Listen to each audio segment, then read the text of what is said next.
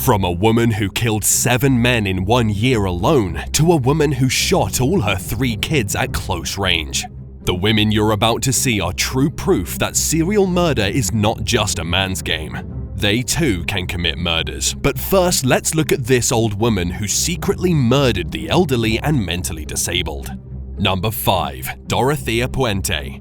For about 11 years, Dorothea Puente was on the detectives' radar. What she did is probably the last thing you'd expect of such a nice-looking old lady. She was a kindly landlady, but inside her hid a filthy heart of a murderer. This old lady operated a boarding house in Sacramento, the capital city of the US state of California, where she would organize meetings in her house and offer aid to alcoholics, the homeless, as well as mentally ill people. She would even allow some of the tenants to live in her house as she helped set up their social security accounts. At the end of the day, she had created for herself an easy cash cow. With her large framed glasses, vintage clothing, and grey hair, honestly, Puente looked innocent by all means. It's no wonder she would receive many elderly and mentally disabled clients into her facility. And while her clients would expect to have a peaceful environment to spend the remainder of their lives enjoying Social Security, the expectation was far from reality. Against the expectations of her clients, Puente would poison the clients to death to steal their Social Security checks.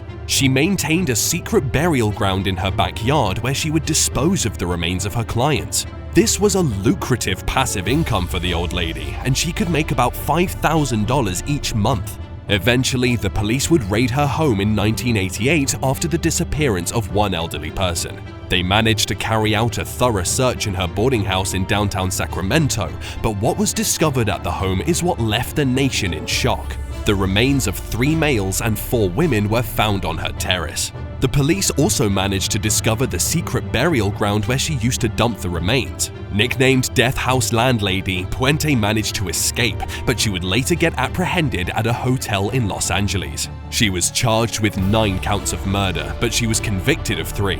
Ultimately, Puente was sentenced to life in prison without the possibility of parole. In 2011, Puente passed away at the Central California Women's Facility at the age of 82, bringing to an end the violent rampage. Number 4. Aileen Wuornos.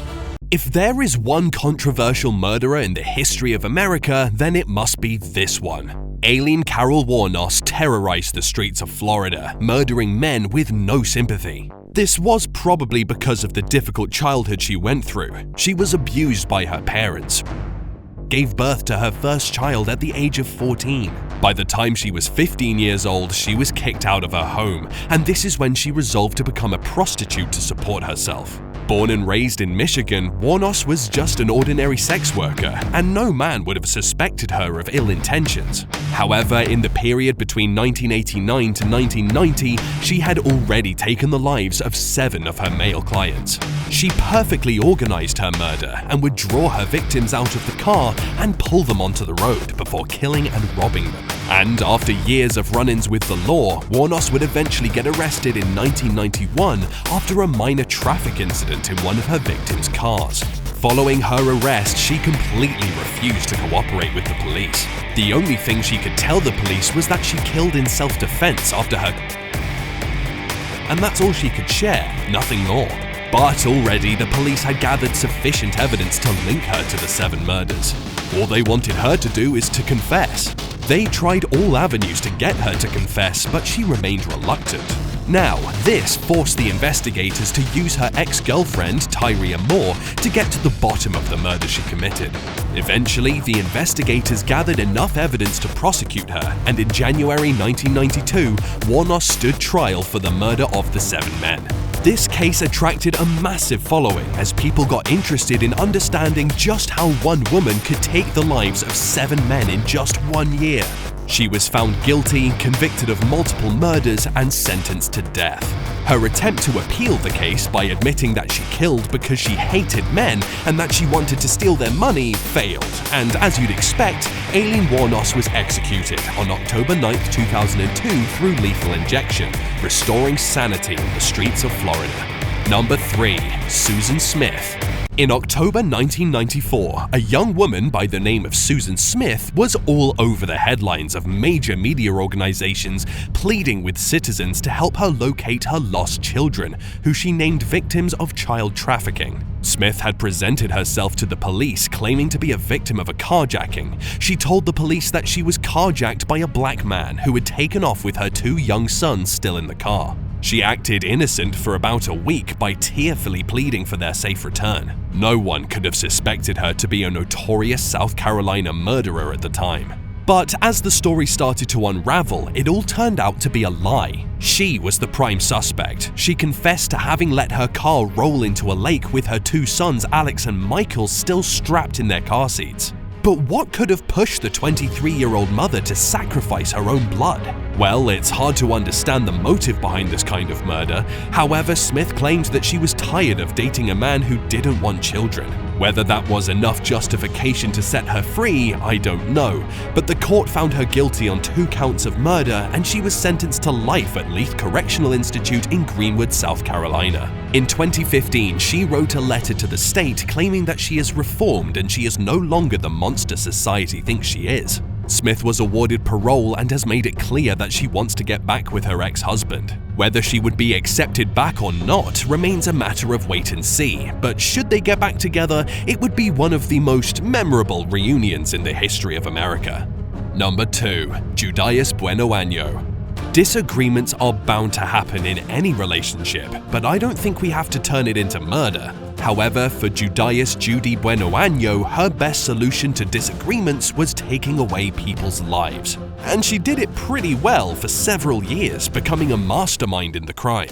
In fact, she is reported to have come in conflict with the law for the first time at the very young age of 14 years, after she attacked her father, stepmother, and 2 stepbrothers from allegedly abusing her. She would then spend 2 months in prison before she was released.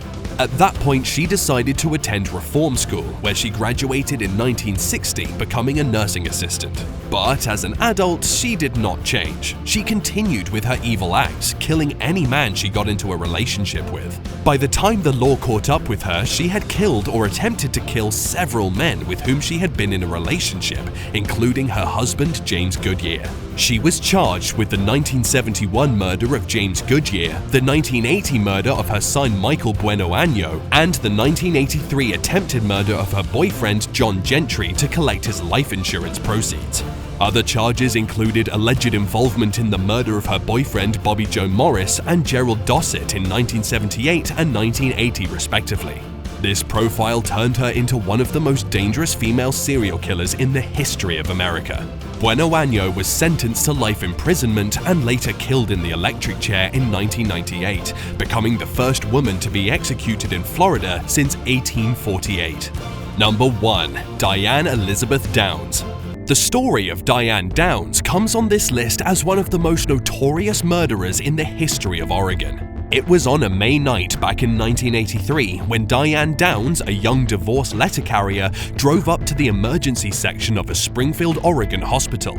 In the car were her 3 children, 8-year-old Christy, 7-year-old Cheryl, and 3-year-old Danny, all soaked in blood. Cheryl was already dead, while the other 2 bore serious injuries and were already fighting for their lives. They had been shot at a close range. So, who committed this heinous act to these young souls? Nobody knows, but Downs claimed that she had been stopped by a bushy-haired man standing on the side of a desolate road who ended up shooting her kids through the car window. Detectives were not convinced by her seemingly far-fetched story, and so they continued with an intense investigation. Luckily, they got a hand on her diary, and that's when the motive behind the murder was uncovered. In the diary, Downs had written a statement that suggested she was obsessed with a man who didn't want children. She was arrested as the prime suspect in the murder, even as investigators continued looking for more evidence to prosecute her. In 1984, it was time for Downs to stand trial. And against her expectation, her 9-year-old daughter Christy testified against her by saying that her mother, Diane Downs, shot her. Even though Downs maintained that she didn't shoot her children, she was sentenced to life plus 55 years imprisonment. Her 2 remaining children, Christy and Danny, were adopted by the prosecutor. She would give birth to another child, Becky, while at the Salem's Oregon Women's Correctional Institution, who was equally adopted. She managed to escape from prison in 1987, but would later be captured and transferred to the Central California Women's Facility where she is currently held. However, about 4 decades since she was charged with murder, she still maintains innocence. Thanks for watching.